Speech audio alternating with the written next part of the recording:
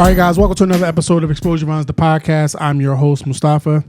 Today's guest, after recently stumbling across his training page and in my efforts to further my knowledge of the Chicago hooping greats, which was meant for me to stumble on his page, because he is among those Chicago players, more specifically Chicago guards. He is one of the greats. He won a 4A state championship with Whitney Young as a junior. Unfortunately fell to Simeon in the championship game as a senior. In 2010, took his talents to Oregon State to play for Coach Craig Robinson. And yes, if you've been living under a rock, that is Miss Michelle Obama's brother. While at Oregon from 2010 to 2013, he averaged 10.2 points a game, shot 86% from the free throw line. He is a career 85% free throw shooter. And in 3 seasons, he became the all-time career leader in threes with 185. Correct me if I'm wrong, that record now belongs to Stephen Thompson. One of the Thompson brothers. Yeah, I think Stephen Thompson. Yeah, with 230. In a single season, hit 79 three-pointers. He then transferred home to Illinois for his senior year, where the NCAA unfortunately denied his hardship waiver that he applied for to be closer to home. In particular, I read to be closer to your grandmother. That is correct. Yeah. So he had to sit out the season, and this is obviously before the whole transfer thing, the transfer portal, all of the nonsense that's going on. I can only imagine if you would have been able to play. Man, we'll talk about that. We'll get into that. We'll get into that. He had to sit out a season before being able to play and continue stacking his legendary status. Once able to play, he started 20 of 33 games, making 48 threes, shot 83% from the free throw line, and scored a total of his college career 1,245 points. Graduated. I'm gonna let that pause for a little bit. Let that pause. Yeah, put that up. Let that be known. I put that on purpose too. Okay, cool. All right. Can I say it again? Go ahead. Okay, cool. Graduated with a degree in a BA in sociology from Illinois. And for you idiots who don't have college degrees, a BA is a bachelor's of arts. Okay, dumbasses. After college ball, played professionally overseas with Sweden, Australia, China, Canada, Brazil. I do want to talk about the women in Brazil. Well, first of all, We'll talk about all. Okay, my bad. I saw your face. Yeah, you gotta relax, 'cause you're still in the I got hype. You're still in the edge. I'm sorry. Okay, all right. You know how I get with Brazil. I love Brazil too. Okay, I definitely got hype. I don't know how much basketball I would play in Brazil. I wouldn't play it all. Okay, all right. Okay, all right. My bad. See, we get sidetracked real easily up here. All right, play it, Brazil. Play it, Brazil. I don't want to get you in trouble. I don't know if you got a lady or not. I don't want to get you in trouble or no shit like that. But I am married. My wife already know how I feel about Brazil. She's either going with me or without me, and either way, I'm getting in fucking trouble. So it's going to be what it's going to be. Okay, and also play for North. Wow. Play for North. How do you pronounce that? Macedonia. Oh, North Macedonia. Macedonia. See, I don't have my BA, so my pronunciation. You know what? Forget about it. Has worked as a player development coach for the Chicago Sky. Hi, Angel. All right. My guy, Chaz Franklin. Are you familiar with Coach Chaz Franklin? I'm familiar. I met him a few times. From Philadelphia. Yep, right after you. Yep, exactly. So shout out to Chaz. Has trained multiple NBA prospects, way too many to name, but I am going to name a few. Preparing them for the draft. Some who have been drafted, including, of course, I'm going to name the homegrowns, which is Jalil, Okafor, Jabari Parker, and, of course, DJ Stewart. All of you gentlemen I would love to have on the podcast. We'll talk about that later. And is currently training a plethora, and I mean plethora, I love that word, by the way, of today's middle, high school, and college players. We'd like to welcome. Like, my introduction really does not do much justice to having Ahmad Starks on the show. Sir, thank you for being on the show. I really appreciate you being up here. Again, as I mentioned, your reputation precedes you. Our efforts to make sure that we are tapping in with all of the Chicago greats, all of the state as well as the city important movers and shakers of the Chicago culture, basketball. Y'all culture out here as far as basketball. I mean, culture in Chicago is overall in general. It's just great. It's great, yeah. But then when you get into sports and specifically basketball, y'all are like, it's something else. I would still say it's great. Oh no, it's still great. I would say it's great. It's something else. Like this, it's stuff going on within it, but it's definitely I great. won't talk about that. It's still great. It's definitely but great. It's still great. But a lot of you guys, yourself, I mentioned Jalil, I mentioned Jabari, I mentioned, well, I didn't mention, but you got Kendrick, you got Illinois teammate. Illinois teammate, right? It's a lot of guys, even some of the OGs, Ronnie and KG, Tim Hardaway, Isaiah Thomas, like y'all's. You go from high school. The great legendary Pingator. We had Coach Wolf up here. Y'all are like, it's not a lot of cities that can kind of boast their product. Not like a ton. Not a ton. At all. LA maybe. LA is a county, so it gives a little bit of it. Okay. And I love LA personally, but LA is a county. It's like it's so big. Everybody's from all different places, and people just Chicago's come out an there. actual city. Even New York. Now, granted, New York is the big city everyone talks about, but even New York is so different. There's boroughs, there's XYZ. Everybody's Chicago is an actual city. Okay. It's a city that comes from one. Now we got parts of the city. But Chicago is one thing. Okay. Everyone in New York is from Brooklyn. They're from the Bronx. Harlem. Okay. Chicago's one thing. So I think that it separates is true. us People from New York. People from New York will specify. Yeah, they will. I'm from Brooklyn. I'm from the Bronx. Yeah. But if you say from Chicago, now people will say I'm from Inglewood. We'll say I'm from over east. Like, or I'm from South Side. Okay. I'm from out west. Like, but it's still Chicago. Versus those are different. Those are little different things. So okay. I think that makes us great in its own right. No, I will 100% agree with you. I did look at some of your highlight films while I was kind of doing my little research. Goddamn. I mean, point blank, goddamn. Like, you are definitely and what's interesting though too about your playing career and even now with what you're doing, and I don't know if you do or not, I haven't seen, but I don't see you playing in a lot of the.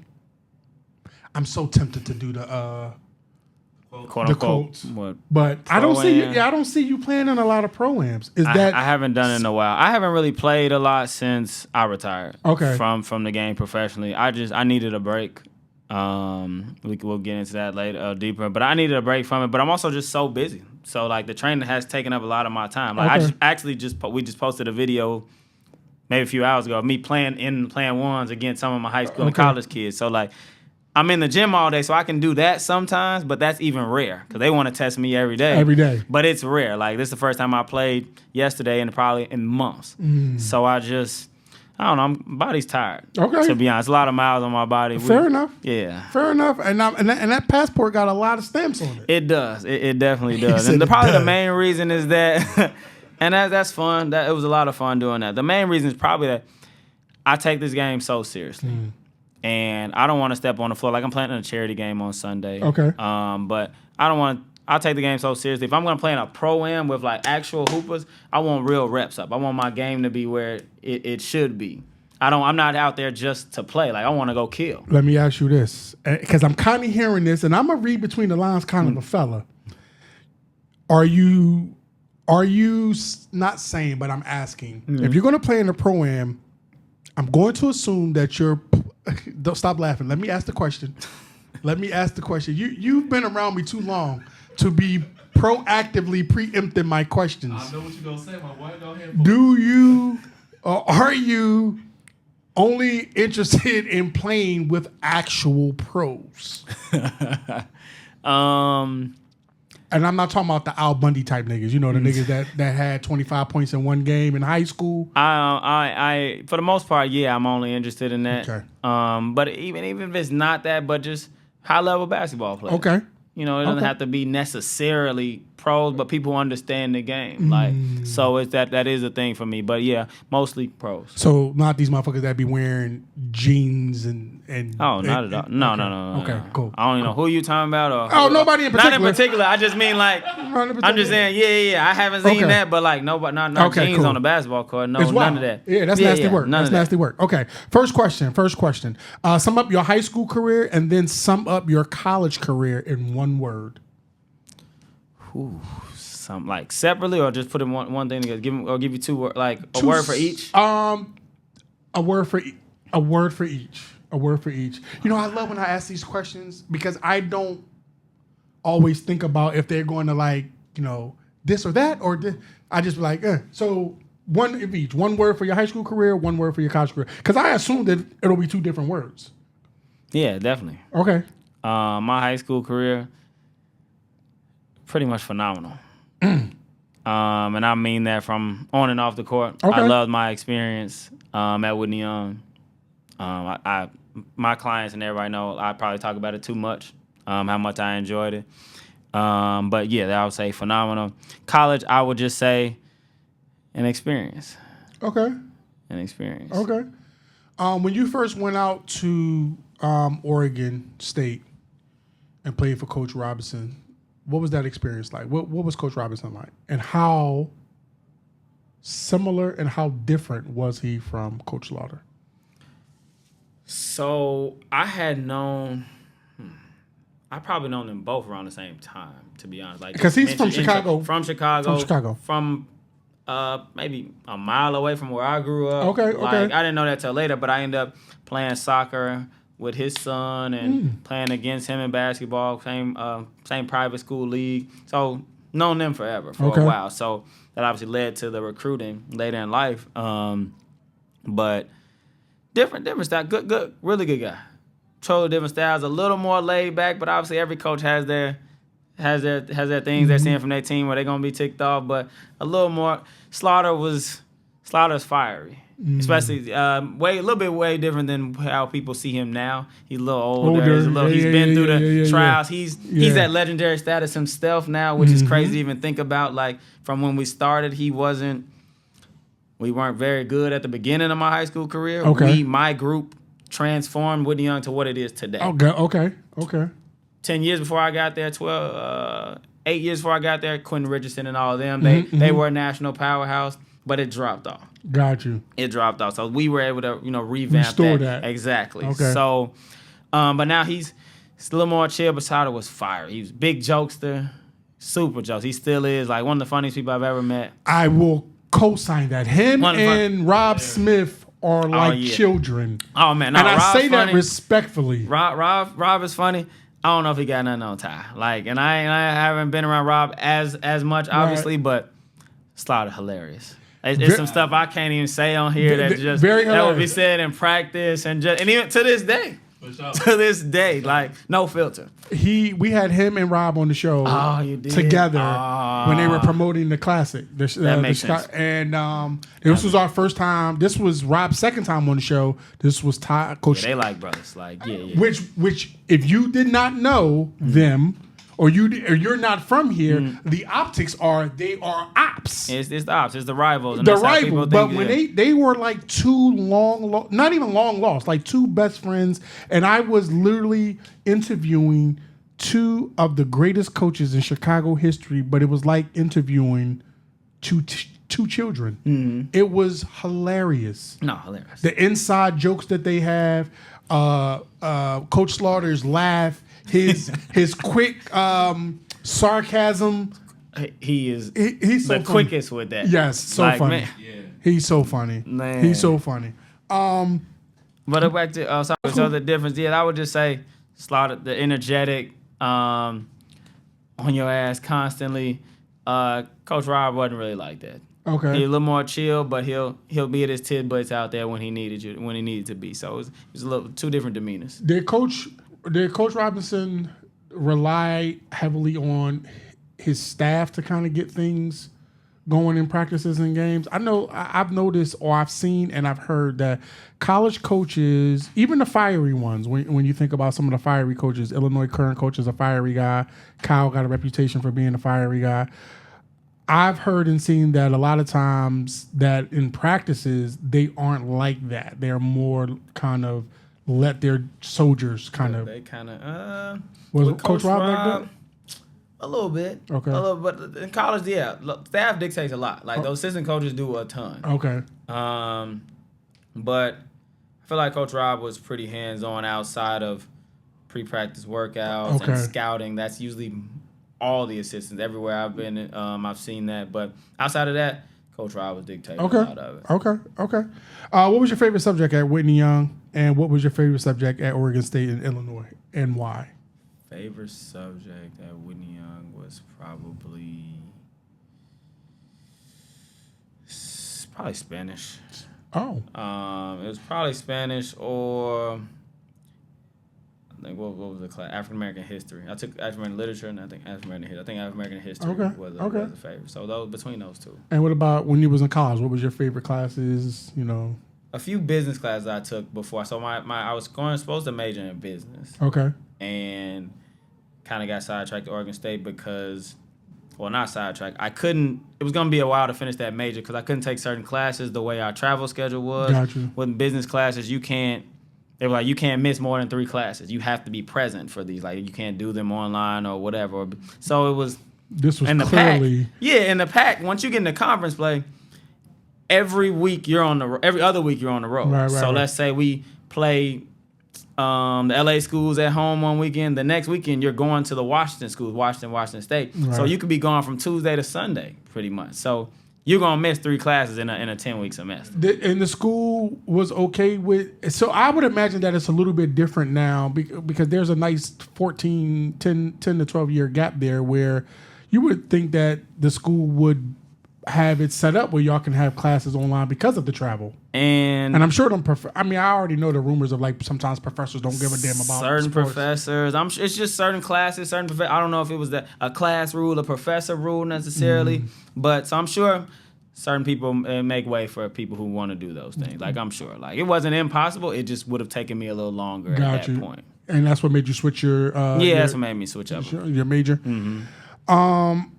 As far as Whitney Young goes, and both Oregon State and Illinois, who was your favorite teacher and who was your favorite professor and why, if you had one? I'm not sure I have one. Okay. To be perfectly honest, Does anybody stick out as it relates to just a remembrance of good, bad, or indifferent from a high school teacher and a professor like that just kind of sticks out? In your memory? I think Miss Swope sticks out. She was an African American history teacher. Okay. I really liked that class, and it was a good I had a bunch of friends in the class, but everybody was also so interested in what was going on. So it wasn't just like playtime, but everybody just really enjoyed that. Okay. College, nothing really sticks out. I can't really call it. I only had one professor in college. I went to Lincoln University, the first HBCU, by the way. Don't let Cheney tell you anything differently.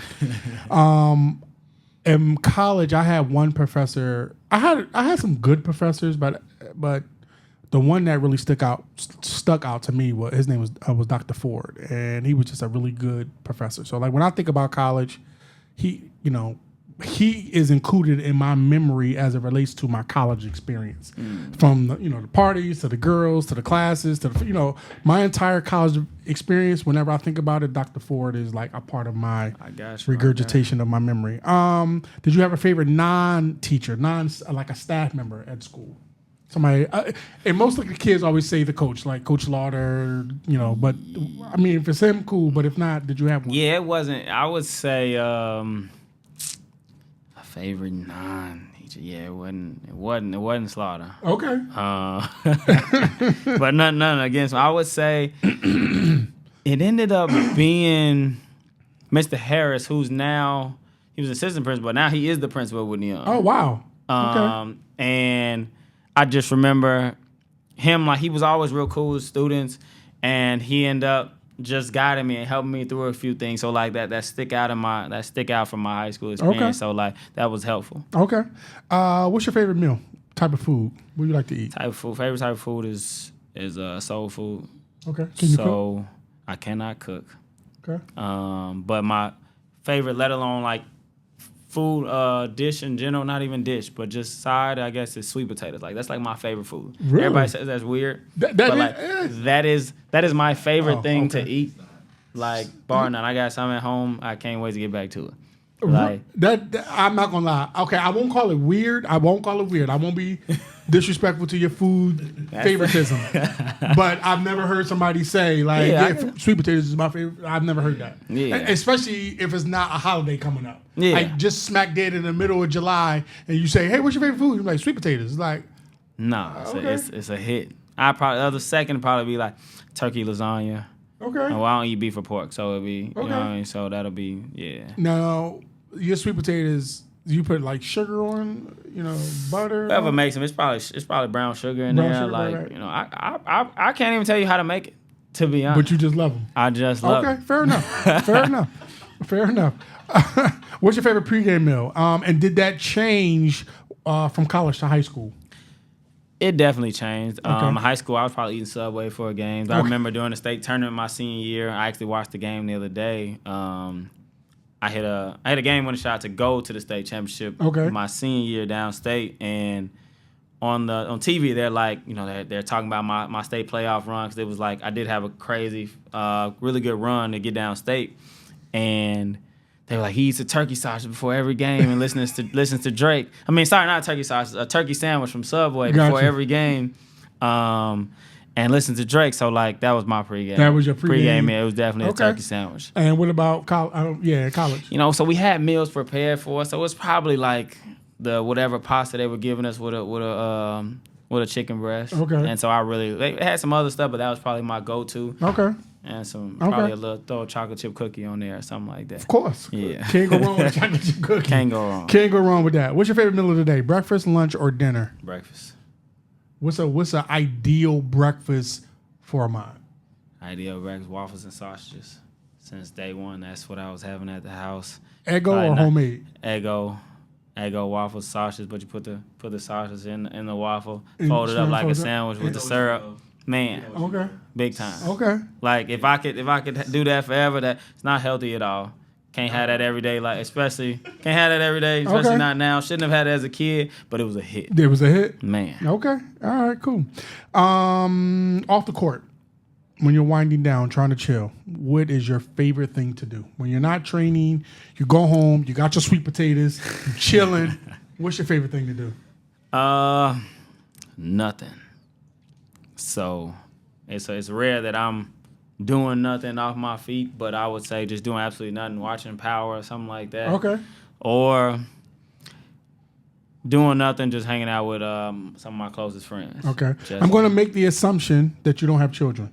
I do not have children. Okay, because usually a parent will say something about that very asinine and very expected, like, I like to hang out with my kids, which is bullshit because I love my boys.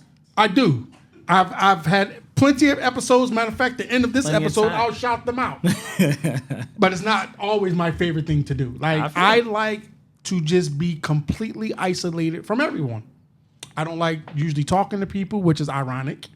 I just like to just be chilling, watching TV. That's what you like to do when you get home? Yeah. I don't always get to do that, but I'd like to do that. You like to do, exactly. Like when they go away, like sometimes they'll go to Philly, or like my wife will take, she'll go on a trip and take them or whatever.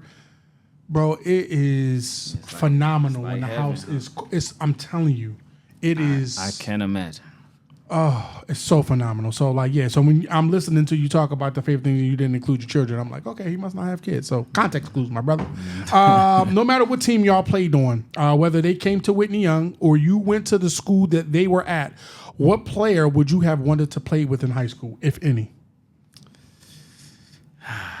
I probably have to go with, I probably had to go with the team that gave us the most trouble. So their best player, his name was Jonathan Mills. He passed away, and he was killed maybe, 6-7 years ago now, something like that. But he was a worker. He went to Division I, but he was just an animal. And on the boards, like the best rebounder I've ever seen in my life. Just a dog. He went to North Lawndale. Okay. So that was a rival school for us. Gave us trouble. We gave them fits, and he was all over the place. We had that on our guard-oriented team at Whitney Young. We might not have lost the game. Like just that he was just resilient. And what was his name? Jonathan Mills. Jonathan Mills. Shout out to him. Rest in peace, brother. Any other previous notable Chicago player that you would have wanted to play with? Oh, just anyone. Anyone in general. From any era, from any time frame, any other notable Chicago player. Man, that I would have wanted to play with. You're gonna get me in trouble here. Because there's I definitely got a question that's probably gonna get you in trouble with some of these players. It's probably for sure. That's cool. For sure. I'm with that. That I wanted. 3 come to mind. All right, go ahead, name them. Oh, I can name all 3. You can name all 3. So that's Derrick Rose. Okay. That's Sharon Collins, and that's Jerome Randall. That's and it is not. I'm closer to one of them than the other two. okay. And I know all of them, but Jerome Randall was like truly a big brother to me. Like spent time, lived with me. We took him to school in the morning before I got dropped off. Like he's about 4 years older than me. True idol of mine. He's another person that we'd like to get up on the podcast. His reputation precedes him. Super phenomenal. Oh my God. Yeah. Like he was we've been playing one-on-one since I was like 5 years old and he was 10. I just beat him 2 years ago for the very first time. It's on my page, and he'll say it's not one-on-one because it was two other people in the ones. It doesn't matter. He won two. He won one. I won two. I won today. Yeah. That's how this goes. That's how they go. That's how this goes. That's how they go. And so my excitement in the video is like I'm geeked. I ain't even gonna And now hide. we never playing ever again. No. And I wouldn't even do that. I would play him again. Okay, But okay. it's like I was that happy about it. Okay. Probably hardest person I've ever had to guard. Okay. So, but would love to have that. Being him in the same backcourt would be crazy. Sharon Collins was he was everything to me. Just like oh my God, I idolized him. And Derrick Rose was Derrick Rose. I've known him since I was in 4th grade, but just so seeing him on his whole path was just phenomenal. So those three for sure. Okay. How much emphasis, if any, did you put into becoming a Division I player? A lot. What was your mentality? What was your workout regimen? What separated you from everyone to put you on that plateau? Man, it was a dream of mine and my father's for me to be a professional basketball player from day one. It was once this thing got serious, and it got serious for me at the age of 10, which I know we started at high school, but I was starting since the 5th grade. I was the number one player in the state. Yeah, I saw that. So it became a job. It became a job since then. And that's probably my dad was hard on me, but it paid off. Did he train you a lot? As much, he wasn't really a trainer, but we went to the gym often and we'd get shots up and things like that. It wasn't a training culture then, but we would go to the gym and make stuff happen for sure. Do you find that it's interesting you brought up your dad and the work ethic that he obviously instilled in you at a very early age? Do you feel like a lot of players are missing that work ethnic instillment from a father or father figure? I think there's some. I can't speak for everybody. I think there's some. And it's the work ethic, I think a lot need that. And so that's so I do think you're right. I can't just always say it's a father figure, so to speak, but I do say, especially in terms of this basketball, but just in general, someone who you kind of look to who has done what you're trying to do. So who you respect that you'll listen to.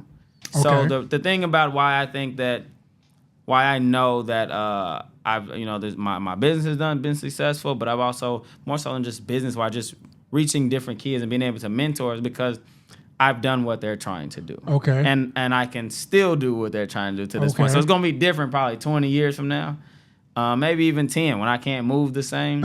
But this little old guy, but the fact that I can help you with this process, and let alone I can teach you certain things on the court, but then I can show you, and I have done them at the highest level, so you should listen to me.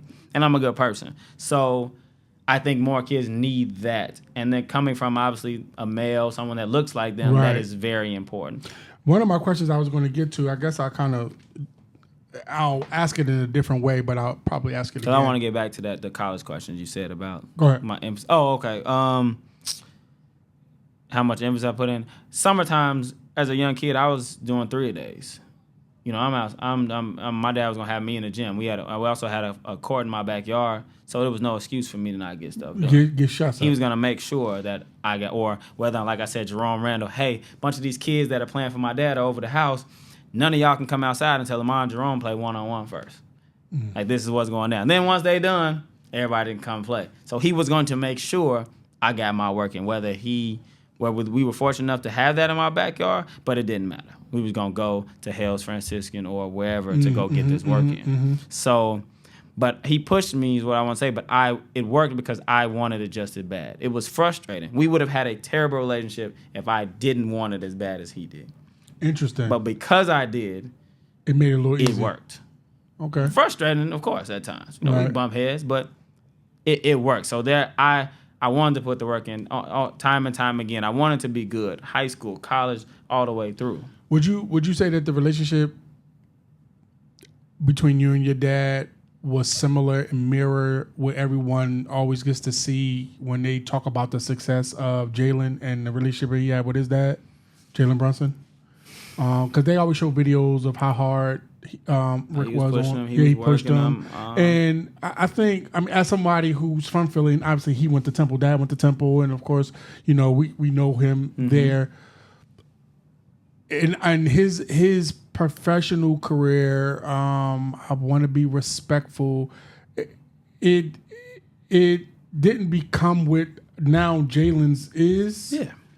And I'm sure he probably didn't know that at the time, but how much do you think he put into, like, I want his career to be better than mine? There may have been some of that. Okay. That's just some of that just might be natural. Like, this is my son. Okay, let's get you here. Taking pride in that. And there's absolutely nothing wrong with that as long as your kid wants to do that. Right. Jalen seemed like he wanted to obviously, make the best of his career. There's no guarantee at one point Jalen was going to be an NBA player. Sure. Although he was really good always. There's no guarantee. So as long as Jalen wanted to do that, cool. Push that. Help him. I hear you talk about your dad. Obviously, we just mentioned Jalen Brunson and his dad. When I think about my own son and where he is and some of the things that I sometimes regret. Like, I didn't push him, right? I didn't make him go out there. I didn't. I wasn't a. I always reference jokingly. I wasn't a Joe Jackson to the Michael Jackson type of a father. Yeah. What I was and what I am is I feel like I'm the type of father of, like, I'm constantly putting him in situations and around people who have done it at the highest level, right? And who have, their reputation and, there's film, there's everything that you need to know about this player to where they got to. These are the steps that they took. And this is what you should be doing. Yeah. And sometimes I do regret, like, not pushing. And then sometimes I'm like, you know what? That's just not my fathering style. Like, my fathering style is just to kind of put him in these situations. And if he picks it up, he picks it up. If he doesn't, he doesn't. But then I always be upset with myself, like, I'm doing him a disservice. I'm not pushing him hard enough. Like, I want his work ethic to be a little bit more. And really, all I really care about is the effort. Like, it's like, if you put the effort in, like, so Xavier is like 75, I would say 75 to 80% good. And I feel like if he... Where school is he at right now? He's at Indiana Tech. He's in college at Indiana Tech. And I used to always tell Xavier, if you put in another 5 to 10% more, you would be great. And you do it so effortlessly. So just imagine if you are every day you're pushing yourself. You're working on some of your deficiencies, like, your ball handling always needs work.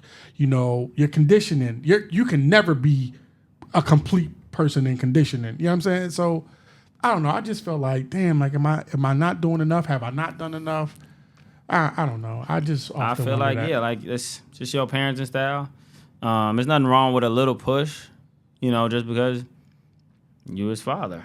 You're trying to put him, trying to get him to get to his full potential. This is why I'm doing it. Like, there's a balance between that and overbearing and all that. There's a balance. So I agree. There's nothing wrong with a little push. Like, I plan to push my kid in whatever that is. Right. Like, me and my best friend, we talk about all the time, like, you're going to be good at something. Like, my kid will be good at something. Yeah. And probably really good. But I don't care if it's the violin, and I'm hoping it is a basketball player. Or I really like soccer, too, to be honest. But some type of sport, of course. But you're going to be a killer at playing a piano or If I have a daughter, like, you going to be phenomenal at gymnastics. Or you might just be the best student ever. Like, something you're going to be good at. We're not going to have a slouch. And so that's kind of the position I take. So, but I am going to try to push you to do that unless you just, that's in you. Unless it's just in you. Just a natural, this is how I do things. I know people who are like that too. Got you. When you were going through your recruiting, excuse me, did any lower level schools have a real shot at signing you, or did you fall in love with Oregon State right away? Because Pac-10 that's one of the top dog leagues. It's over now. It doesn't exist anymore. But yes, but it was it's for sure. Definitely one of the top dogs too. For sure, Power 5. Valpo was the first school to offer me. I was a freshman in high school. I'll be honest, like, no. Okay. And that's not a knock on it. I just remember the schools that were recruiting me. I think Detroit offered. They were very interested. But of my offer, I committed early to Oregon State. I committed like August, a month before my junior year. Okay. But most of the schools were high major schools. Okay. Yeah. Okay. What was your best moment in high school, on and off the court? You definitely talked about how lit school was. Oh man, crazy. So give us your best moment on and off. Best moment on the court is definitely state downstate. Okay. Winning state junior year and hitting the game winner downstate my senior year. Mm-hmm. Phenomenal experiences. And then off the court, just life and how much freedom you had at a Whitney Young. Like the culture there was great. Like as a kid going there, like coming from 8th grade, a small private school, to now this public school that's got like so many people you know. Girls there were like very good looking. They were phenomenal. So I'm looking at girls that look like grown women. Right. You know what I'm saying? As I'm coming in. So it was everything, and kind of celebrities in their own right, some of them. Got you. And I mean, you had your own celebrity coming into high school too. But I didn't know that. Okay. So that's the thing about me that people probably don't know. Like, I wasn't really aware of all that. Like, I'm kind of just living my own life. Got you. And funny story. I'm a senior year. I'm in music class. My last period class, funny, Slaughter used to sit outside of this class. Was the first time there was this girl. She was like, I forgot what we were talking about. She was like, but yeah, like, you're Ahmad Starks. So yeah, like, and I'm like, I had never heard that before in my life. Like, ever. And like, people will know, like, I'm super humble. Some people don't like that word. Some people, think you're like not giving yourself enough credit. But I mean, I am. But I had never, so I was like shocked to hear that. Like, but that was the first time for me. So I'm like, oh wow. Like, so that's just an example of me I was just living in my own bubble, like living my own world and just chasing my own dreams. That's interesting that you say that. So after she said that and after you heard that, did you ever begin to exude that? Like, shit, I'm a never. monster? I know people who always did that. I'm not gonna lie. No. I feel like that's why God hasn't made me famous, bro. Because you would be that way. Absolutely. I'm a Sagittarius too, so absolutely. My best friend, Sam Thompson, he went to Whitney Young with me, played Ohio State. He's going on year 10 professional. Okay. Trains with me. He's that way. Respectfully, I say respectfully. I'm Sam Thompson. He ate that alive. He like, you know what I'm saying? He ran with that stuff. So I would. I'm not like gonna lie. from high school, college on. Now college. He's high school. He's probably top 50 at one point, top 25 player in the country. He's at Ohio State. He's on Sports Center. He'd have top 10 specials on it. So he was just he would live all. Oh my God! I'm not gonna lie, bro. I'm not gonna lie. And a really good guy. Don't get me wrong. Like, I'm sure, super good guy. I'm sure. But when it came to that, he would eat all that up. Listen. This is no bullshit. There's a running joke in my family with my wife, who I went to high school with, and my son, my oldest son, Xavier. Well, I tell them pretty frequently that, if I hadn't have broke my foot in high school and I would have been able to make some type of professional career out of playing football, y'all asses would have never known me. Because I would have used my celebrity to my advantage. I'm not gonna lie to you. That's crazy to say to your family. I say that to my clients. Like, I'm an asshole, bro. I ain't gonna lie. That's crazy to say to your family. But I feel you though. Like, hey, he could be 100% true, and it could be right. Like, oh no, it's right. It could be right. I say this like, man, like, like. So you was like, I know you was good, so dang, like you was this. I'm like, yeah, if I was 6'3", I wouldn't know none of y'all right now. Like I'd be next to LeBron right now. We trying to go for this 5th ring. Yeah. Like it'd be I was projected as Slaughter had mentioned to me before, and other, it was Nike scouts and other things. They were, man, if you were 6 feet tall, you would have been a one and done prospect. Just off the fact of that. And going back to like you said, that separation piece, like it was mainly because of my IQ on the basketball court. So that's what separated me. Yes, being quick. You have to be special being smaller. Right. So you have to be, at least one, I tell all my kids, at least one thing you need to be phenomenal at. That can't anybody, no one can take things from you. And I probably have 3 of them. My IQ being above most is the number one thing, but I also can shoot the ball really well. And my speed. So I can throw handling in there, but I can just leave it at those 3. Got you. But my IQ over the top. Okay. Especially as a young kid. Okay. So that's one of those big separations. And you got to be able to shoot the ball. In today's era, that's even more necessary. Even more necessary. But obviously, it's an asset to have at that time as well, of course. Always will be. How was your recruiting experience? What, like, overall? Like, what were some of your likes? What were some of your dislikes about the entire recruiting experience? I didn't like that I didn't have a real recruiting experience. A typical. Okay. Let's say that I committed early, and that was partially due to, that's one of those things me and my dad bumped heads on. That was partially his wanting.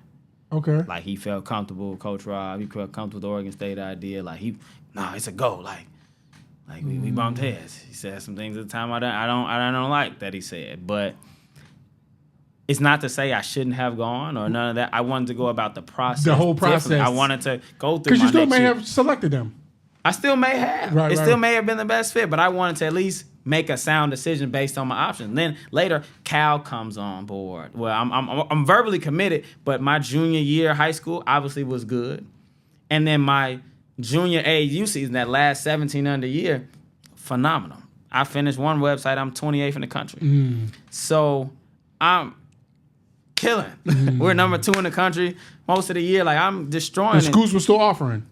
They weren't offering but because still, I'm verbally committed at the time. Got you. But Cal comes, so Jerome Randall is the all-time leader at Cal. Right. So Jerome is calling like, "Hey man, Mike Montgomery wants to talk to you." And so Jerome telling me this coming from my idol is like, it's hard to not. You know what I'm saying? It's hard. They're like, "Man, we'll get you in the Jordan game." Like, Like I was 28th in the country, so it wasn't far-fetched. Right. Because they were Jordan schools. So I'm like, they talking all the right things. And then USC also came on board, wanted to meet with me privately in Vegas during the AAU tournament.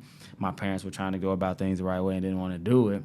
But I'm like, Kevin O'Neal was throwing out money at the time. Now you can throw out money all the time. All the time. Like, he throwing out money. So I'm like, what are we talking about? Like, we need to go have this meeting. And, well, he obviously got in trouble for that later. Later on. But, yeah, USC coach. But they really, I could see that they really wanted me because they also signed a guy who was my height, he's from Michigan, but like a little small guard as well. So we used to battle. But I'm like, that could have been me. That could have been you. And Nikola Vucevic, that's on the Bulls, he was at USC at the time. They're a pretty good group. They made the tournament that year. So just never know.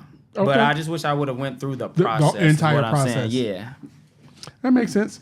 What's your honest thoughts on the entire AAU scene, the culture, the circuit? You think it's necessary? Are the kids playing too much basketball?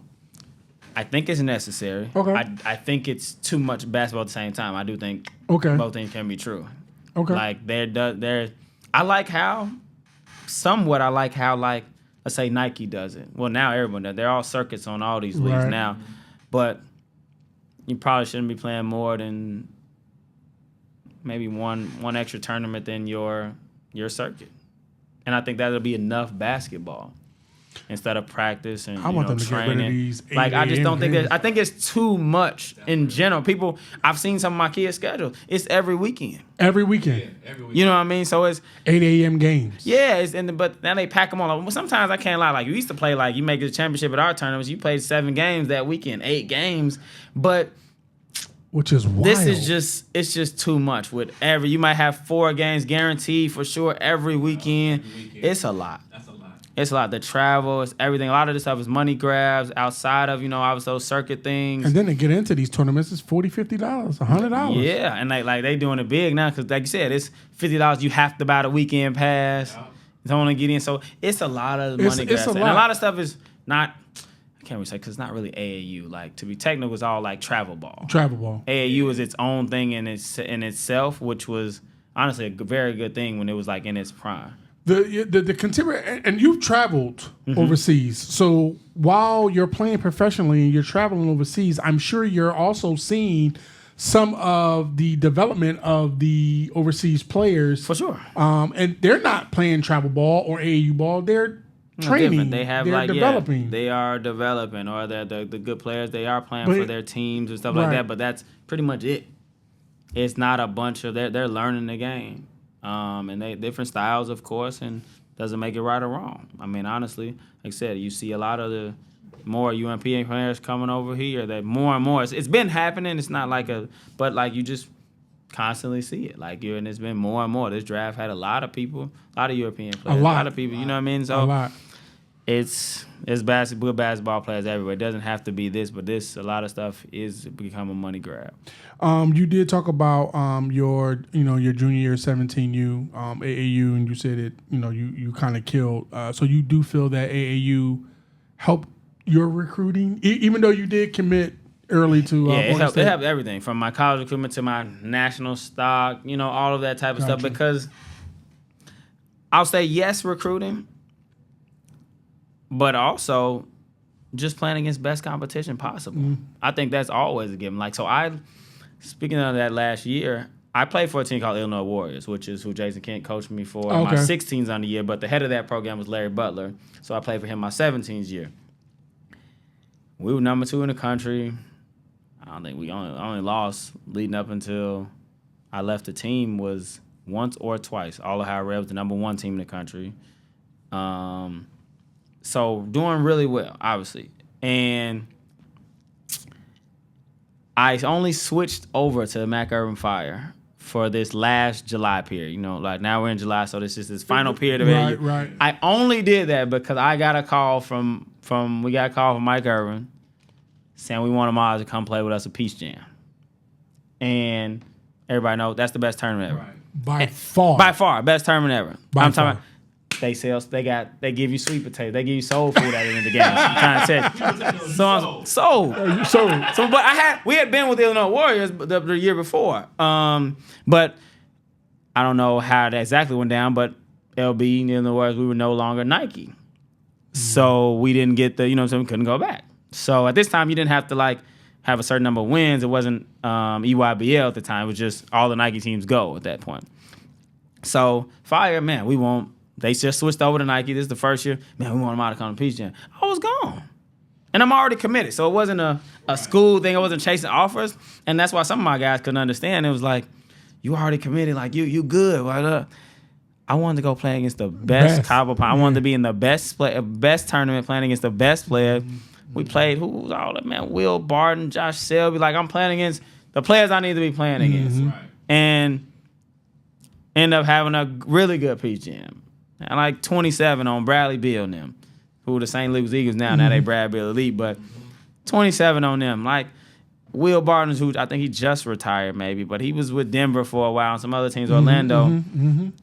And 21 on them. So in front of everybody, Coach K, Roy Williams, any coach, all the top coaches you can name, they sitting right here. They sitting right there. And you want that experience. Who doesn't want to go play against the best? Of course. You know what I mean? Course. So, to the point, I think that's important. Okay. To get out and play, because people think, I'm good because you may be a decent player in Chicago. But now it's so much out there elsewhere that honestly, some states and cities are passing us up a little bit, but it's definitely better out Here's here. a spawned question based off of exactly what you just said. The kids that are playing for these shoe teams, right now, a lot of the shoe teams are struggling when they're playing in these elite leagues. Do you think the mindset is they're not prepared, whether it's mentally, skillfully, or physically, because they think that they the top shit here in the city, that they go play some of these other teams against other players from different places, that it's like a shock to them, to the system? Maybe. I just think we got to get better. I think that's players. I think that's coaches. I think that's everything. I think that's how if you could wave a magic wand to make all of the. How do you do it? How do you get all of these shoe teams? When I first moved here, Mac Irvin, Mean Streets, Team Rose, well, definitely Mac Irvin and Mean Streets for sure, the Nike teams. But you wave a magic wand, how do you get all of these teams back on top? What would you do? Where would you start? You start with the adults. I think you start with the adults. It's the teaching of the matter. And it's not that, well, it's building a culture of now. Not only that, I don't think a lot of the coaches are terrible. Now I say that because they're definitely bad coaches. They're definitely people that are better than others. But some of that is due to how like your team's culture. Mm-hmm. There's not a bunch of people out here. I won't say there's not a bunch. Some people that people think are bad coaches, they're not saying the wrong things. And that's what a lot of people think of as coaching. They're saying the wrong things. They're doing the wrong thing. Mm-hmm. There's just a culture where these kids aren't listening. Okay. So that's a part of coaching. That's building a culture. But I don't think that's not like, hey, you should be taking 5, 6, 7 dribbles every time you go down and shoot the ball. And people just think that's bad. No, there's the culture. This kid is not listening. They're just stuck on their own agenda. So there needs to be a culture there to where you make these kids disciplined and they respect you as a coach. So I think that's a part of it. There's so many layers to that. There's so many layers to that. And I don't, for the record, I don't disagree with you. But there's so many layers to the kids not listening. But then it's also the layer of the kids are not listening to somebody. It's like almost like, well, why should I listen to this coach? And I say that respectfully. No. I say that respectfully. That's a part of it. That's a part of it. And then of course, obviously with the kid, then you got the people in their camp from the mother, father, brother, sister, whoever that's have their own agenda for that child, and then the child has their own agenda, and then you bring all of that together because now everybody in that. There's so many layers to that. It's so many layers. But then also to that point, I do think that a lot of the coaching is bad. I think that basketball from the NBA on down has become entertainment value. Mm-hmm. Like that's especially with the internet and social media and all of that. Yes. So there's a lot less development and a lot less skill development and work and things that used to go into it that now is just kind of like if you can halfway dribble but all the way dunk on the motherfucker, that's the whatever. People can't. The kids, the guards, the point guards, they can't even make proper entry passes to the bigs. Because that's not being worked on. I saw it last night at my runs. I see this all the time, and I see it all the time in games. Kids can't even, they don't even know the proper whatever of pump faking to pass the ball. They always want to pass the ball over the top. The fake a pass. You use terminology with them. They don't know what the fuck you're talking about. They don't know what a pick and roll is. They can't even roll the right way, let alone know how to set a proper screen. Their footwork is ass. They not laying up with the proper hand. It's so much shit, but that is coaching. But yeah, that has to be taught. That's not the kid off the rip is not their fault. It's not. Off the rip. Now, if they're not doing it after they have been taught then that's a little bit on the kid. To be honest, that takes some ownership there as a player, as I always did. But you have to. That has to be taught. And that has to be taught like from the coaches to trainers like myself. All of that is matter. It's not just which I know in my training session, it's not just dribble, shooting. It is a bunch of teaching. There's terminology. I'm big on footwork. So I can't speak for everyone. But there are things I could probably add and I forget about sometimes. You know what I'm saying? I can't be perfect, but I do think I am pretty good at those things. Okay. As far as helping, because I know what's to be expected of them come next. At that what's next level. going to be at the next level. So that's why I'm big on it. Okay. Scout yourself. If you're the opposing coaches and you're going over film to play a team that you're on, how are you telling your players to guard you? Something my best friend says all the time. You probably got to send me right. You probably got to press up, send me right. Have a tall defender, send me right. Actually, I can't even say a tall defender.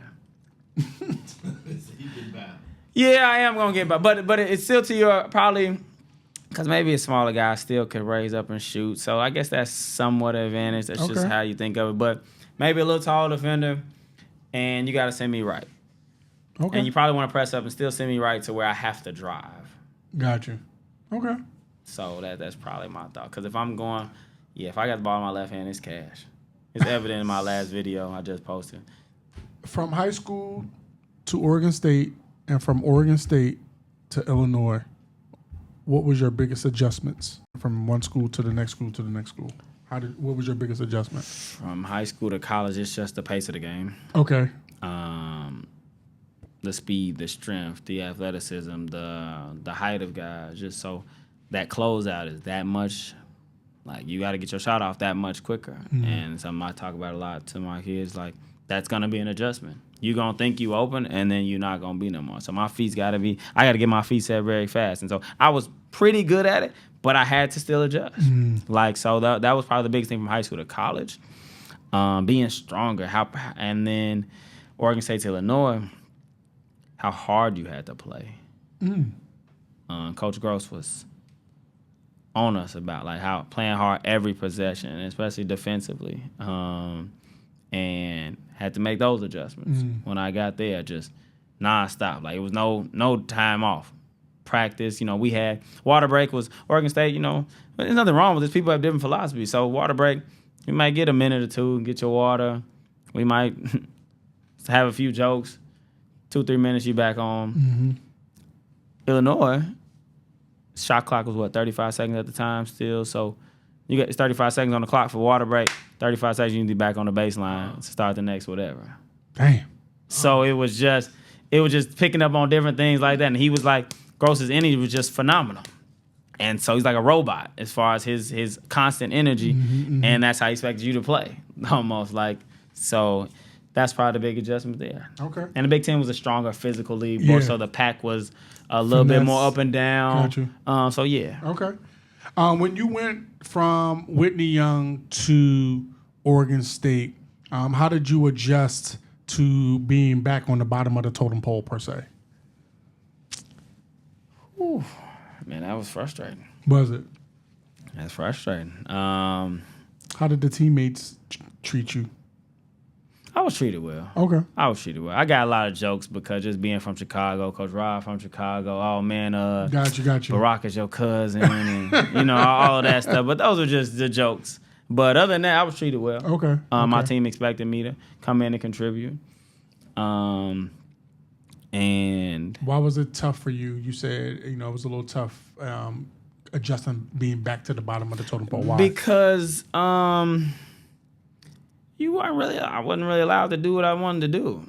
Like, as a senior in high school, like, it wasn't like Slaughter was just like, I'm gonna do whatever, but you had you had a green light to an extent. You had rope. Right. Gotcha. You had a little more. Now, I'm not a bona fide starter. I'm a freshman just coming in learning my way. So you're gonna have to prove yourself again, because you could be sent home if you don't either too. Like, it wasn't like you just can't have bad game after bad game after bad game. You got to come prove yourself, and also you're striving for something. I was striving to get a starting spot. I was striving to make a name in there. Like, you had your goals in high school, but more or less I was gonna get what I was gonna get in high school, and I was gonna get probably every award except Player of the Year. Okay. What made you get into training after your playing career? I had no plans of going into training at first. So I what happened? I retired. Said I was gonna stop. I needed a break. I was at the crib, like honestly, like slightly depressed. So just going through it, not knowing what's next. And was going into business with my mom. We're still me and her developing an entertainment complex in South Shore, in my neighborhood. So working on that. But a Whitney Young coach of mine, he was the freshman coach, and I was at Whitney Young. He was like, man, he has his travel team. He's like, hey, can you come train one of my players? Just put him to work. He could probably use your expertise, talk to him, work on his ball handling. And I said, sure, like, okay, I'll come help out. So I get there. I basically, I put him through a training session. I pretty much work with him solo. And after the session, his dad comes up to me and is like, so what's your price? And hadn't thought about any of this. I had no intention of doing it. So I was like, let me get back to you. And then we end up, a coach at Fire, actually Corey Bradford, he's a Fire coach, he's a Kenwood coach. Shout out to Corey. He sees this workout and he's like, hey man, can you come do that with my son? Like, can you come? And I think Chase is like 6th grade at the time. Another kid was in high school, he was 6th grade at the time. So I'm like, sure. Like, information, he was like, who you play with? And he didn't know me really as well. So I was like, I played for the Fire. And he's like, you play for the Fire? So he called Mike Irvin. He's like, what Fire team you play on? I was like, it was me. We had a crazy team. Me, Wayne Blackshear, Jeremy Richmond, Mike Shaw, Myers Leonard, Tim Hardaway Jr. that was just in the finals. Like, crazy team. Reggie Smith, Luther Head's brother, Crandall Head. So he's like, damn, you played on that team? So he calls Mike Irvin and is like, you remember Moss? He's like, hell yeah. Like, motherfucker was cold. So instantly hang up the phone. He's like, man, we need to set up a date.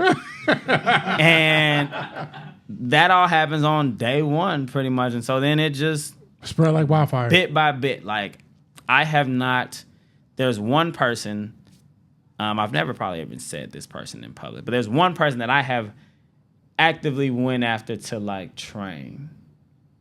And everybody else said just come to me based on, videos now. And I wasn't big on videos, but I had to adjust because that wasn't where we come from. Right. You know what I mean? So but that's where it's at now. I remember I killed Arnie Duncan. So Arnie Duncan's son, Ryan, he eventually became one of my clients. Really good relationship. But I remember one day he's like, man, we need to make a video. And I was like, the fuck you want to make a video for? Like, why are you talking to me about this? Let's go work. And he got pissed. Well, he was a little upset rather. And I was like, I had to learn that this is kind of the nature. Yeah, it's the world we in right now. Yeah. I wasn't used to that. I didn't record none of my work, and I was slaving away. Right, I'm working hard 3 times a day, but none of that's recorded. So just had to get used to that. But that's just kind of how the training thing went. Like, so bit by bit through word of mouth mostly was how this thing built up, and it's been phenomenal. I haven't until recently. I never really had a plan for it all. This was just day by day, people reaching out, and so I had to adjust. Okay, now I need a gym that I consistently go to, and now it was just day by day. And it started with kids. It wasn't even pros. I could have reached out to Jalil Okafor, Jabari, my friend Sam, Wayne, like all these players I played with that were pros. I could have been did that, but I never did. They all came on their own as well. You mentioned that most of the people came to you, but you have actively went after a player. Have you secured that player? But yeah, this was from day one. So it's one of my I say this, but it's one of my guys. Dalen Davis. He was the point guard at Whitney Young. And so it wasn't even so much like I say that to give an example, but it wasn't even so much. It was I was invited to a Whitney Young practice, naturally.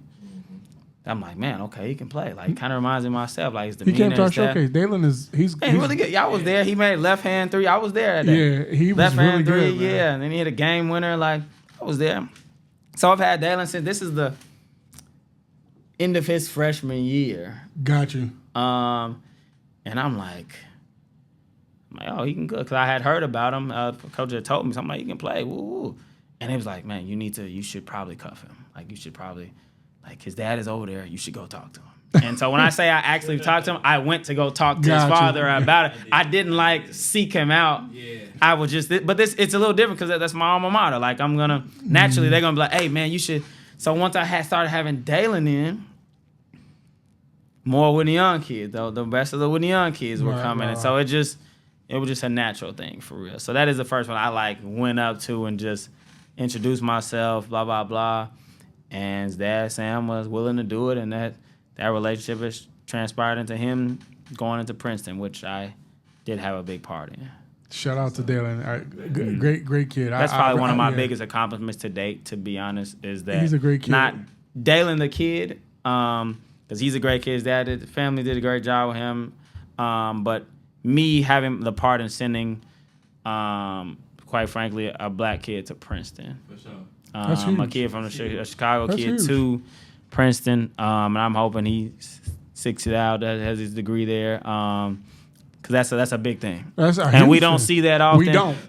I made the initial phone calls, got it from Arnie Duncan. But when I reached out to Harvard and Princeton about him, speaking of, like I said, my own playing career, those coaches knew who I was already. So Tommy Amica knew, and Brett McConnell, they already knew who I was. Sorry, it was Mitch Henderson. Knew who I was already. So they were like, off my reputation, they were going to go see this kid play. That's and awesome. Dalen performed. He has to do his job. Yeah. He performed, and they were like, "Oh, we want him now." Like we you know what I'm saying? Mitch Henderson's like, "We need him now. Like we need to get him on the visit now." And That's awesome. Tommy Amica loved him too, but he came a little bit later to the party. It took him a little bit. Yeah. But I think like Dalen and his dad, they loved that Princeton was on it from the jump. From the jump. Got him on a visit maybe that's awesome. the next month. So that's awesome. That's a good that's tidbit. one of my I do take pride in that situation. That's a good tidbit. That's a good tidbit, and because I know a lot of people for whatever reason just kind of you see a Chicago kid go to Princeton like. You're like, man, how did that happen? Obviously, Dalen had to do his part playing on the court, but more importantly, he had to have the grade. I was going to say that. He had to have the grades in the classroom. So shout out to his parents, shout out to his family, and shout out to Dalen for being able to do that. His skill set is his skill set. Nah, that's right. But the classroom and his grades and his GPA, that's to be celebrated. We related too because we talked about dads and parents. Like his dad in particular. On Dalen, on those kids, and we always say like it has done justice. Absolutely, don't make ain't no wrong like that. He's done a phenomenal job with Dalen and the other kids, but it's just like man, sometimes you need that balance. But he is definitely, like you said, made sure, and his mom to. Man, these grades got to be taken care of. They got to be tight. You know what I mean? And now you're even in position to do so. And so, like, this wouldn't be happening without him making sure those kids had those type of grades to even do it. And then Dalen and his also little brother Damon is a phenomenal student as well to be able to do those things. So kudos to all of them. No, definitely shout out to them. Like I said, we had him down at the showcase. Great young man. Great young man. I talked to his father. I didn't like formally meet his dad, but I did talk to his dad. But like Dalen. Every time I talk to him, he just kind of he just impresses me. Like I really like the kid. He's a great kid, and I root for all these kids, man. I be watching their games. I check in on the stats to make sure they're doing good. I point that out because that class 2023 that kind of made me, and I put a post about it a while ago when they were going off to college. They made me fall in love with the game again, and they drove me to do it. So I had most of them from they were freshmen and sophomores, so they were a really good class, really talented class. Great class. So from Day, I actually had Day before Dalen. Back then it was also J.J. Taylor and there's Richard Barron who's at Providence. Shout out to Rich. The Rubin twins at Loyola in Northern Iowa. Like it's a ton of Handy's son, Daniel Johnson, Marcus Pegram. It's Xavier Abrams with other class, but it's just a bunch of them that. I helped, I helped them in this process, and I appreciate them for allowing me to. Them and their families. That 23 class was stacked. Zay's in that class. He's in that 23 class. I remember seeing him play up there. He was, just all of those guys. Jeremy was in that class. Like all those guys. Jeremy came back.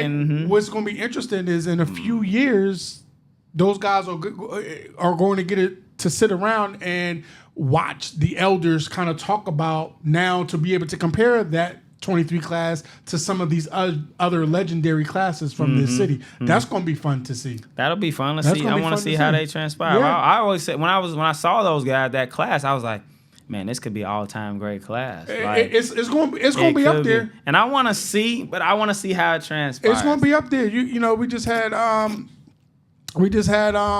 Jay Griff up here, like. You know, all of them. Man, listen, we could talk about that for hours. Yeah. What qualifies one to be a trainer? Is there an unwritten rule about playing experience that make a trainer legit? Because it's a lot of y'all. Let me fish that back. I don't want to rope you in with some of the ones. It's a lot of trainers that does not have. We'll just. Is there an unwritten rule about playing experience that make a trainer good? It does not necessarily make you a bad trainer if you have not played the game at a high level. Not necessarily. I disagree. I'm also respectfully. I'm being nice. I am being nice. Okay. But I'm giving benefit of the doubt because I say like, and I'm kind of relating this to coaching a little bit. You know, there's like your Xposures who, you know what I'm saying, who was transpired in his career too. He wasn't some super big time player. That's fair. Just an example. That's fair. And that's different than training, but we still in the realm of teaching. That's basketball. fair. So I'm just saying it's very hard. I said that not necessarily, but I do think there is. On the flip side, it doesn't make you a great trainer just because you're a great player. Okay, that's fair. On the flip side too. That's fair. So that's fair. I say there's the room for error or That's the fair. exception To that rule. That's fair. Yeah. So that I do think it does give you an edge. I do Okay. because of you being in those positions. Okay. Now a lot of these things are like something you've seen or it you know if something works or does not work, and you're able to be in those positions. I know through experience what those coaches were asking from me, what this day-to-day life was in college, what they're going to be looking for you, how this helped me and didn't help me or other players around me. I know through experience, day in, day out, what that looked like and how that's supposed to go. Now, it's tough for someone can pick up on like, hey, I took this from, I was with Bill Self for a million years. And they could pick up on a ton of different things. A bunch of those assistant coaches, their trainer, player development coaches, whatever, it still won't be quite the same because you don't have the feel for how do I say, like being in those shoes and what the let's say how the separation, how that the body contact, the angles that are necessary from you actually being in those shoes, not just taking a move off. YouTube or just seeing something. So I do think the mindset that comes with some of this stuff is very important from being a player. And being able to, and I think you said this and touched on it, is being able to show them moves or different sequences and steps that can actually translate to the next level. Yeah, it's that. Is that can translate to the level that you're going to and understand the certain things that you're going to say to the people. You're going to have to know that, like, yeah, you're not going to be able to get that off. Right. Or this is, you know what I'm saying, like you said, the pace of the game. Now, you can definitely say certain things. If somebody can take, hey, we're going to run this ball screen drill. There's a lot of people who can do those type of things. But I can attest to the process and the mindset to these. And this is the biggest part. It's the mindset of everything. It's not the drills. And I tell this to my parents all the time. Here's the difference between me, and this is not to knock other trainers and stuff like that, but there's the difference between, I guess, me and people who have not potentially, is that I can teach you through this process of, like you said, what goes on a day-to-day thing. It's not the drills, it's what people are actually looking for.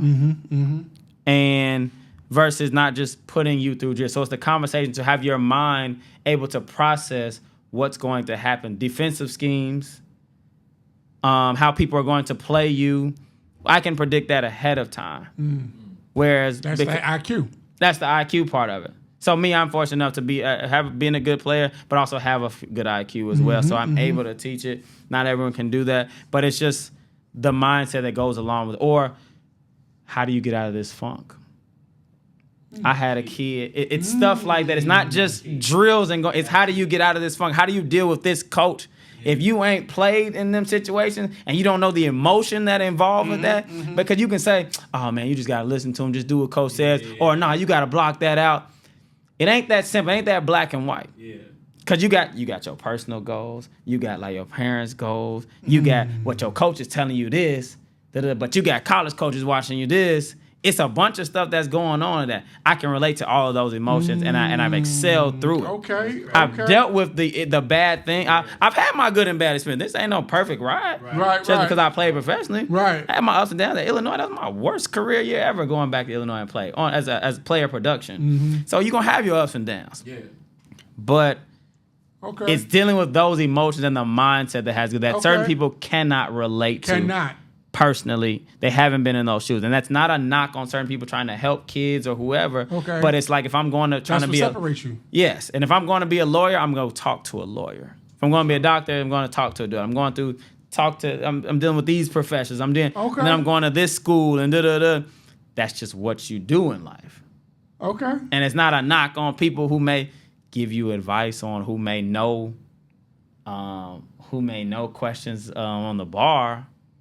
People may know that. Like, people may understand some of that thing, but you're going to go to talk to the best lawyers that you can if you're trying to be a lawyer. Okay. And that's kind of what the difference is, I would say. You kind of answered my...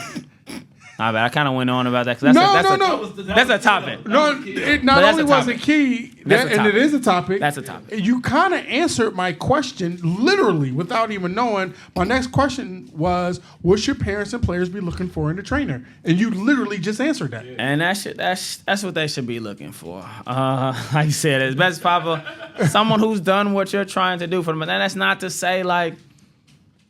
You are humble. I don't know. That's not to say other people can't be good at certain things. Like, for example, X has worked with Basil, right? Say it again. Your son has worked with Basil, right?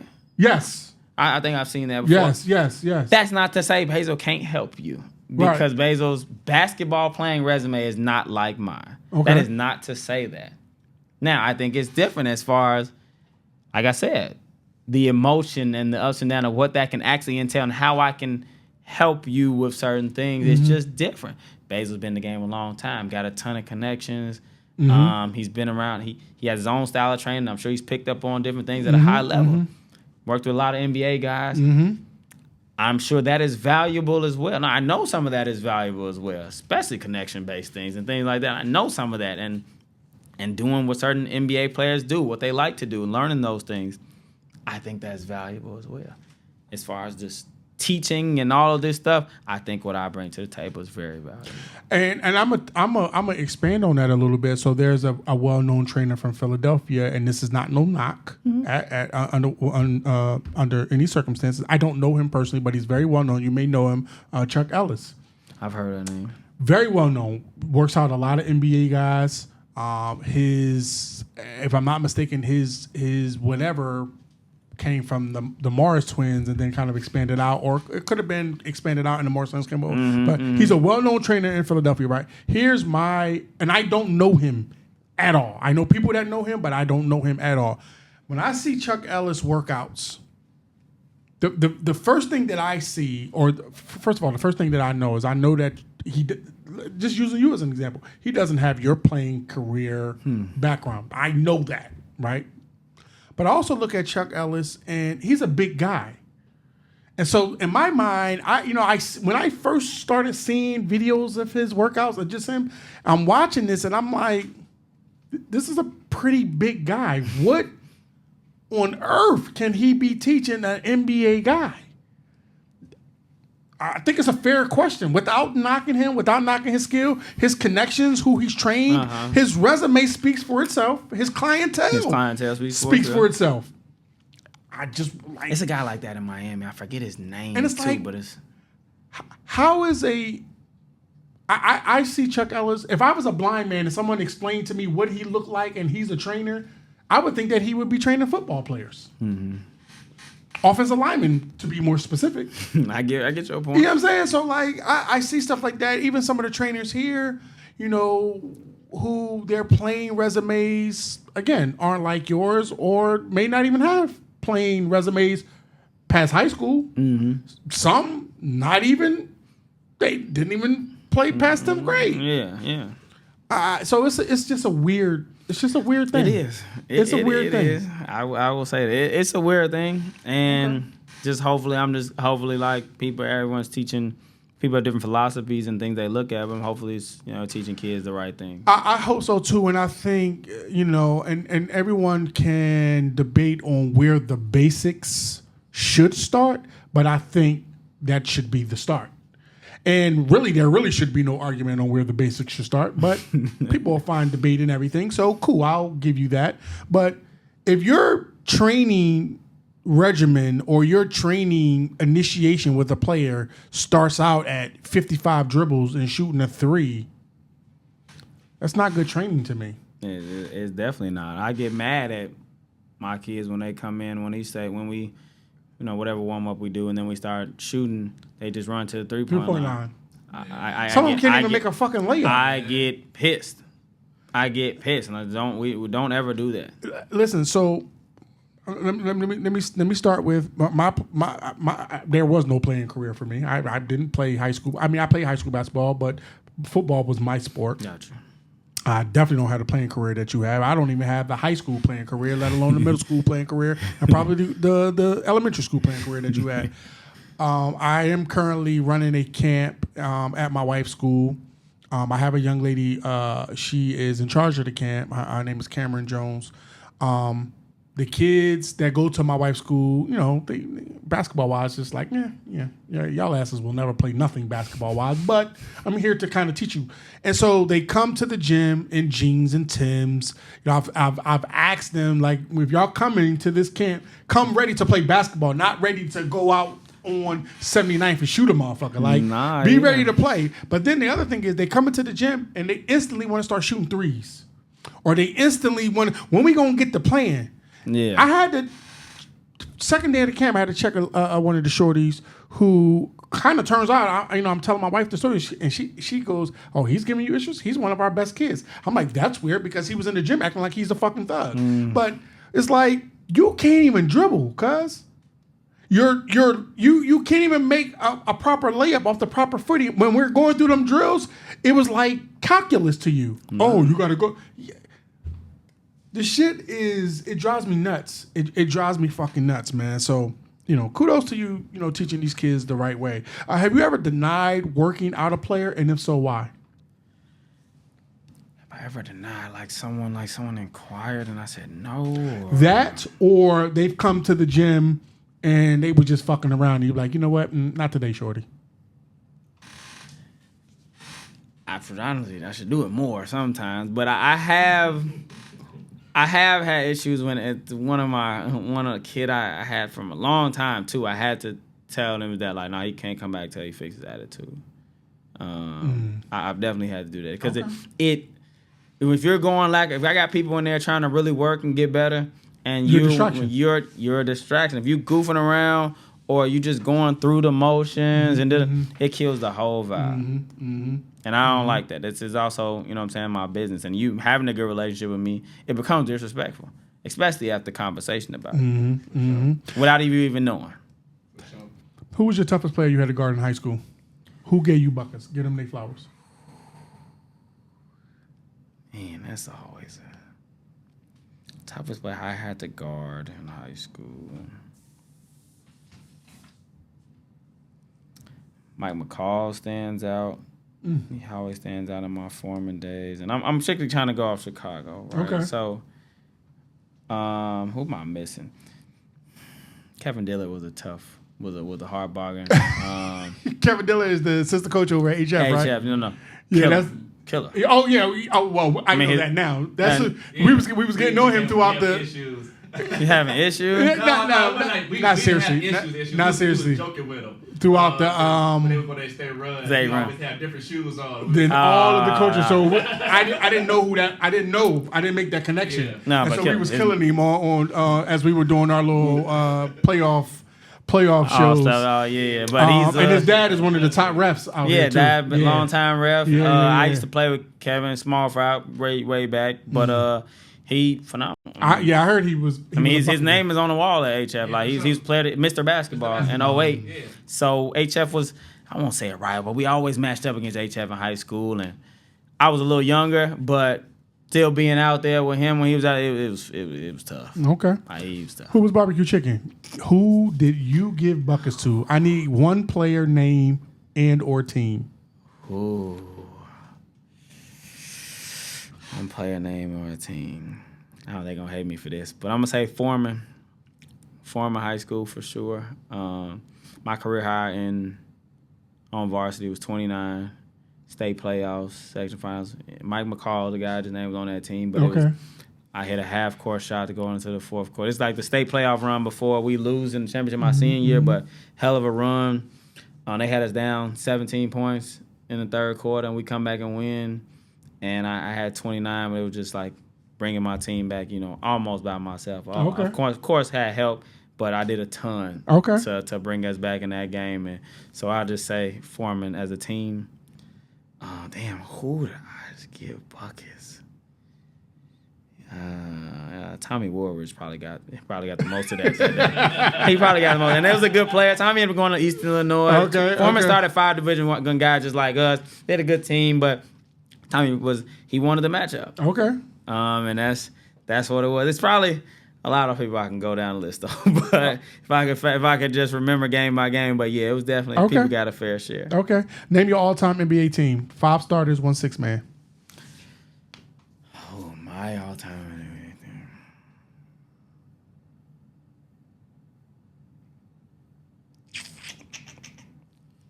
I'll put all 3 of them out there. I'm probably gonna go with Bron, Kobe, Mike. That's 3. KG, Shaq. Okay. Any 6-man? My favorite player, Allen Iverson. So I was wondering if you was going to say him because I noticed that your jersey number was 3, and I wanted to have. He was everything. I'm trying to be like, I guess, position basketball, like a realistic who's the best. But Allen Iverson is my favorite player. It ain't close. Okay. Mine's is AI, Kobe, MJ, LeBron, Hakeem, and my 6-man is Jamal Crawford. See, you put Jamal Crawford. That's funny. I mean, not bad. That's just funny. Dream, can't argue that. Like, I'm a big KG fan. Like, I probably honestly would go with Dream, but I'm a super KG. I got you. In my religion, I'm Muslim, and in Islam, we believe our children pick us as parents. Hearing that, what does it mean knowing that you picked your mother and father to raise you and guide you? Talk about them and how important they are to you and your family as a whole. My parents were everything.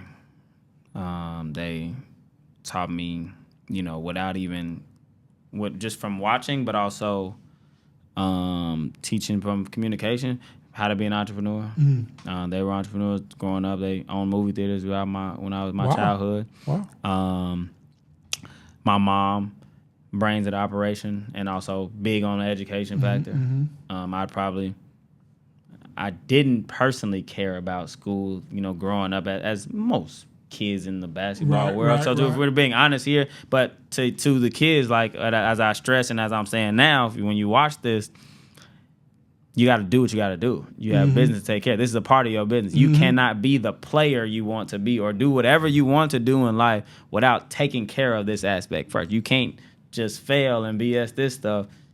You won't be able to get to that next step. So therefore, that you have to take those stepping stones and do that. Take care of your business to get to what you want to get to. But she was heavy on me about that, as my dad was big on the basketball. Healthy balance there. And it worked out. Also, my upbringing was just phenomenal. Being in the same neighborhood as a lot of my closest friends, going to the schools that they put me in, from the Ancona School in Hyde Park, private school in Hyde Park, to Whitney Young. Couldn't ask for better.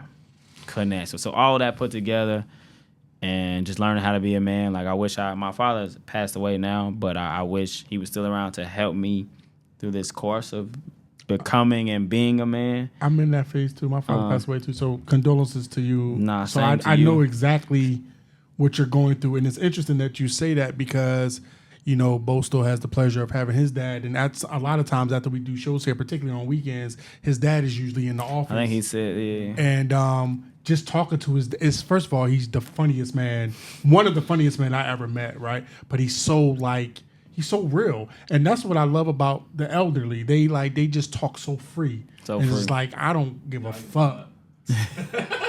And I love him for that. And so like Bo still having his dad, I won't call it a jealousy thing, but I do envy that because I hone in on when you're talking to your dad, and I watch how y'all talk to each other, but I also watch how you're looking at your dad while he's talking. And it's just like you're in awe of him a lot of times. And so I wish my dad was around, and that's stuff that I be telling Xavier is like, I want you in the moment because I'm preparing you for life after me. That's all these life lessons are, bro. Is like when I'm gone, you need to be able to not miss a beat on that path. That's it. Like I don't want you stuck. Like, okay, you go through your whatever you need to go through about me not being here. Okay, boo hoo hoo. All right, I get you. But like the next day it's still gonna come. And you gotta be ready for that. You know what I'm saying? So like, That's funny. That just reminds me of a story. Story of my childhood. I remember whatever me and my dad were talking about, but I was like a kid. I was really maybe like 9, 10, and he's like, I'm just trying to prepare you for, I won't be here all the time. I won't be here forever. And I just broke down in tears. That when he said that? When he said that. Like, I just broke down and then he like gave me a hug. He's like, man, I don't worry. Like I'll be here. And of course, he's gonna be around for a while. But one day he wasn't. And then when I was 24 when he passed away. So this is going on 8 years now, and that's still heartbreaking. But I just reminded me of that story, like you just said, like you. I'm trying. I can't miss a beat. Like he didn't want me to miss a beat whenever that day came, and like did a hell of a job with it. But obviously, I wish I could talk to him about certain things that's going on today or whenever. And I be trying to get Zay to open up, like, bro, I'm here. Like, take advantage of me. Like I'm still young, and you've seen it. You know how me and my wife are with him. It's like. You have the lane. Just I want you to be you. He's 19 now. Like you he's should not young, but he's still he trying to be his own big man in his own sense. He just getting to college on his own. I got it. Listen, I got it. I do. Like just last night, I could tell after the runs. Yeah. Going through a little thing. I won't get into the whole kit and caboodle of it, but we at the table because we eat at the table. Like that's a thing. And I could tell, and I'm like, "You good?" And he be like, eh. And I'm like, I knew what it was, so I asked him, "It's like, is it?" And he like, "Yeah." I'm like, "You want to talk about it?" He went to go say no. Actually, he said no. He said no, just not right now. To me, that was good. That was a step. Yeah, that was a step. And now we didn't, but that was progression to me. So I was like. Bro, you can come and drop a dime and whatever you need to talk about. Like you at that age now where I never sugarcoated anything with him, but now I've been trying to. You don't have to sugarcoat nothing with me. You want to talk about these bitches? You want to talk like whatever you want to talk about. We can talk about. I've been waiting for this moment. I got game for you, bro. Man, I know these hoes now. I'm enjoying it with my son. I ain't gonna lie to you. I want it. And we had those. How we do it? I either like I'm about to bust a move, come around with me. Or I'm thirsty for it, bro. Up at night, and he come in from being outside. It's midnight. Hey, let's chop it up. And next thing you know, we up to 3. I'm thirsty. I'm thirsty for it, bro. Yeah. I'm thirsty for it. I ain't gonna lie to you. I'm thirsty for it. Man, like I want it. But he should be able to do that. Like that's one of the things. I wish I could talk to my dad about some of that stuff now. But man, we had that relationship. I'm thirsty. Like even with my mom, but obviously it's different with your dad. With your dad. I have it with my mom. Can't say any and everything, but it's totally different with my dad. It was starting to turn the corner with my dad before he died. Like he was going through his transition or whatever, and we would kind of talk a little bit, and I could tell like it was starting to become that. So I was looking forward to that. And even when I moved out here, it was like when Zay was going, because him and Zay was real close. And so I'm like, if he was still alive, and when Zay was going through his basketball ascension, and so I'm telling you, bro, I'm thirsty for that shit. Again, I see you and your dad, hearing you talk about you and Shane. Like I'm thirsty, bro. I'm thirsty for it. So I keep dropping little whatever to him like, yo, I'm here. Like, hey, bro, I'm ready to talk about these hoes, bro. Like, I have some hoes too now. You know what I'm saying? I can tell you what these hoes be doing, broski. Yeah, man. You know what I'm saying? But anyway, all right, my bad. I ain't going to rant all joint. You did good. I ain't going to rant all, but I'm just letting you know, say, like, I'm letting you know, say, like, I'm ready to talk about these hoes, bro. These bitches, you know what I'm saying? You know what I mean? But anyway. Before you go, man, I 2 last questions I got for you. What do you think about the Xposure Runs platform? What we doing for the high school athlete? Just the platform as a whole. Like, give us your thoughts and opinions on it. No, I think it's really good. Like, I've seen the runs. I've seen, like, the exposure events in particular. Like, thought it'd be a great thing. Eventually, I came to the last year the event on Green Street. Mm-hmm. I came to that one. Like I said, when Dalen was playing, and it was really good. It was a really good event. I think it's a good thing for like when you have a separate event too, right? Yeah. So I do the showcase in October, and then we do the unsigned senior event in March. Right. So I believe it was October. I think I came to that this year. Yeah. I remember watching Chris Riddle, Jay Sean, some of my guys. So I came to that, and I think it's done really well. It's done really well. I think it's putting them on having on a good platform for those, especially those who need that more exposure. Allowing them to have that, and just allowing kids to also have a space to have some fun too. Yeah, definitely. So I do think it's a really good thing. I appreciate that, man. Like, for between the showcase, the unsigned senior event, and now with the going back to my roots of doing the open runs that I'm doing, I think it's good because it's kids that don't normally get, now they getting the chance to share the court with the Jalen Griffins, with the George Bellevues. We've had Lil Darius come out there and hold his own. We have, some of these newer guys, Ethan. So I think it's great. Yesterday we had a kid out there. His name was with the dreadlocks, brown skin buddy. Was it his name Micah?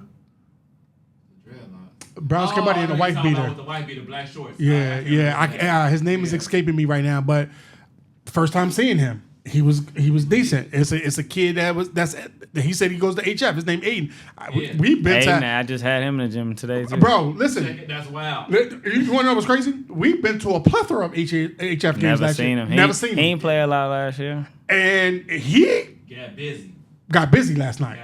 Even Zay, like yesterday was the first time I've seen Xavier get after it in a while.